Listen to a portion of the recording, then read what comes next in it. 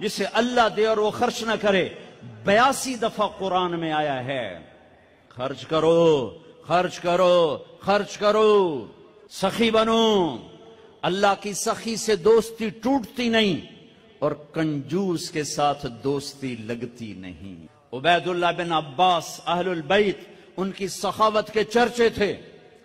کسی نے پوچھا آپ نے اپنے سے بڑا سخی بھی دیکھا ہے؟ کہنے لگے ہاں دیکھا ہے. کہاں؟ کہا میں سفر میں تھا، بارش شروع ہو گئی، صحرا تھا، ایک بدو کا جھونپڑا ملا. میں نے کہا پردیسیوں کا، آؤ.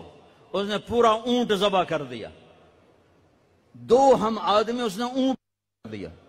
میں حیران پریشان، پورا اونٹ ذبح کر دیا. ہمیں کھلایا، بارش چل رہی، اگلے دن دوسرا ذبح کر دیا. اور میں کہ حالی تک کل اللہ اتنا گوشت پہ آئے تے اے کیوں کیتی جانا ہے؟ میں پرانے نو کدی بیا گوشت نہیں کھوایا تازہ. میں نے مہمانوں کو کبھی باسی نہیں کھلایا. تیسرا دن آیا، بارش تھی، تیسرا اونٹ ذبح کر دیا. کہ میں 7 دن بارش ہوتی رہی، میں وہاں پھنسا رہا، روزانہ نیا اونٹ ذبح کر کے مجھے کھلاتا رہا. انہیں کتنا کھاونا ہے؟ 1 سیر 2 سیر. کہ بس یہ ہم سکھا لیں گے.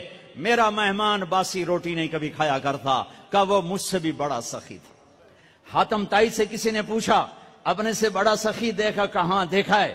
ایک رات سفر میں تھا، رات ہوئی، ایک نوجوان بدو کے گھر اترے، اس نے بکرا ذبح کیا اور اس کا گوشت بنایا، اس کی سری لایا تو میرے منہ سے نکلا سری بڑی بڑھیا بنی ہوئی ہے. اس کے بعد ہمیں نہیں پتا، اور اس سریاں لا کے بھون کے کھلاتا رہا، کھلاتا رہا، کھلاتا رہا. جب صبح ہوئی تو ہم نے دیکھا 100 بکرے ذبح کر کے ہمیں کھلا دیے تھے.